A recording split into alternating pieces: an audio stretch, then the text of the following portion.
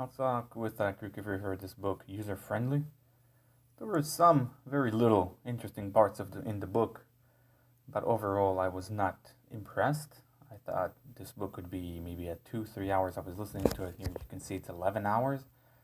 I would say 2 to 3 hours should be enough.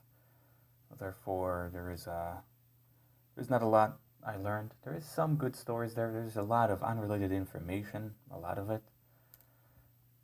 But it was some good part about how make things more user friendly. She has some good ideas from everywhere. But that would be a low 3.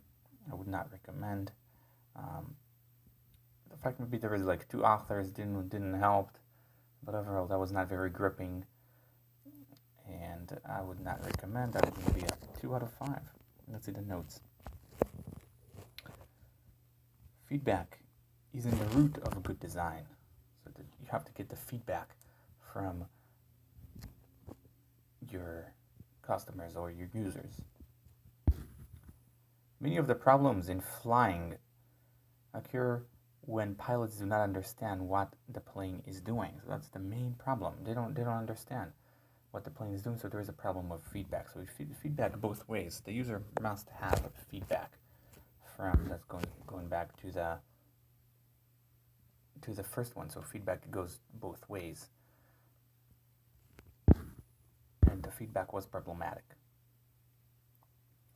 In the first Priuses, drivers were hitting the brakes because the visual of it charging the battery. So what happened was that drivers were hitting the brakes more than they needed just because they thought that's charging the battery.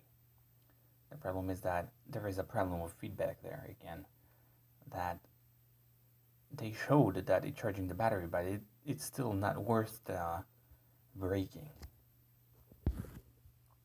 Next one is, at some point someone invented the drag and drop feature that was revolutionary at the time. That was a new feature when that was invented, and this creates a very intuitive way of navigating.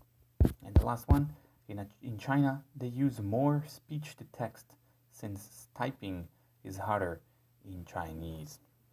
That's an interesting fact, that they use more. So that shows that different cultures may have different preferences and different ways of doing things, because in Chinese it's really hard to type, therefore they use more speech. It's just interesting. And again, that's it for the notes. There is no much interesting parts. There is some, but there's a lot of fluff. It's too bad.